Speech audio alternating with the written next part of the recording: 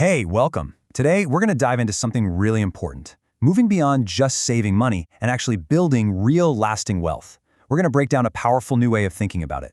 Let's get right into it.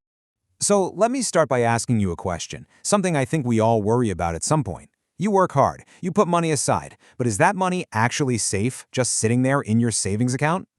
The hard truth is, it's not. Keeping cash in a regular savings account isn't really an investment. Why? Well, it comes down to one word: inflation. Every single day, the power of your money, what it can actually buy, is getting quietly chipped away. The tiny bit of interest you earn, it just can't keep up. So, what's the alternative? What are we supposed to do? Well, that brings us to the very first of 4 key pillars for building wealth: actually stepping into the financial markets. This is where you can make your money start working for you. And look, this doesn't have to be scary or complicated. The very first step is just to move your savings from a place where it's sleeping into some basic investment vehicles.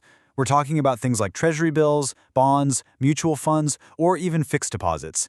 These are all tools designed to help your money grow and, most importantly, beat inflation. Once you get a little more comfortable, you can start looking at stocks. And the easiest way to start is just to look at your own life. Are you scrolling through Facebook and Instagram all day? Do you have an iPhone in your hand? These aren't just things you use. They're huge businesses you can invest in. The trends you see all around you, they're literally showing you where the money is going.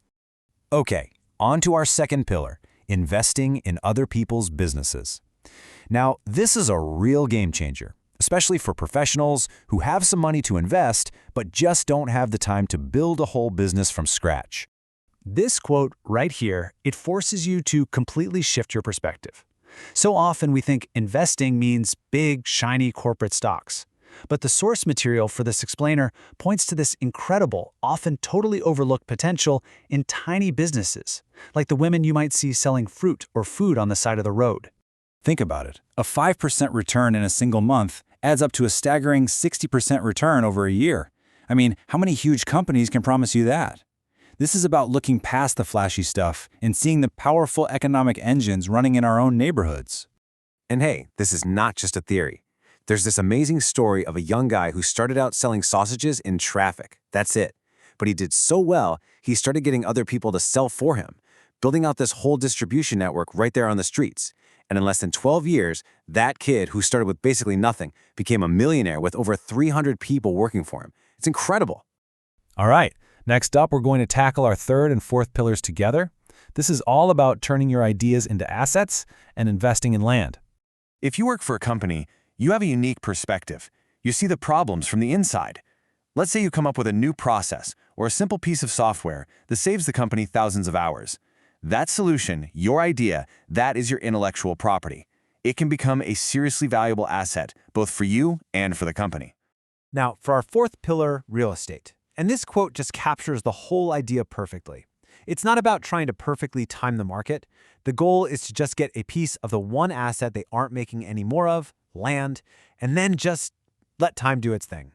A really powerful way to do this is something called land banking. So picture this. You look at a city's main center. Then you find an area that's maybe a 30 to 60-minute drive away.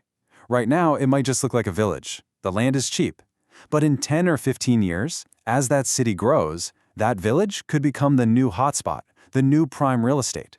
You're basically buying the future, today, at a massive discount. Okay, so we've covered the what, the 4 pillars of where to put your money.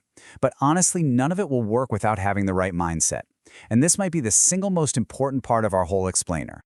Most of us, we operate on what's called earned income. It's the foundation of being an employee, right? You trade your hours and your energy for a paycheck. And the critical point is this: if you stop working, the money stops coming in. Simple as that. And this is where so many people get it twisted. They think having more jobs means having multiple streams of income. But if every single one of those jobs needs you to be there, doing the work, that's not multiple streams, that's multiple struggles. Real multiple streams of income come from building systems, businesses, investments, properties, things that make money for you whether you're physically there or not. Let's make this real with the fantastic story of Ensure. So, she's a bank manager, but she also has all these side hustles, selling goods, cooking, emceeing events. That's the multiple struggles phase. The big shift happens when she turns those hustles into actual systems.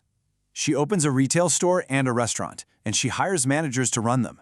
And just like that, those businesses are making money for her, freeing up her time and creating true wealth. And that right there, that is the ultimate takeaway. The road to wealth isn't about working harder and harder at more and more jobs.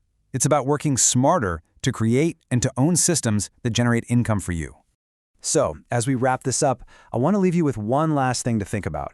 We've talked a lot about strategy and tactics, but the source material also points to something deeper, the unseen forces, the values that really support us on our journey.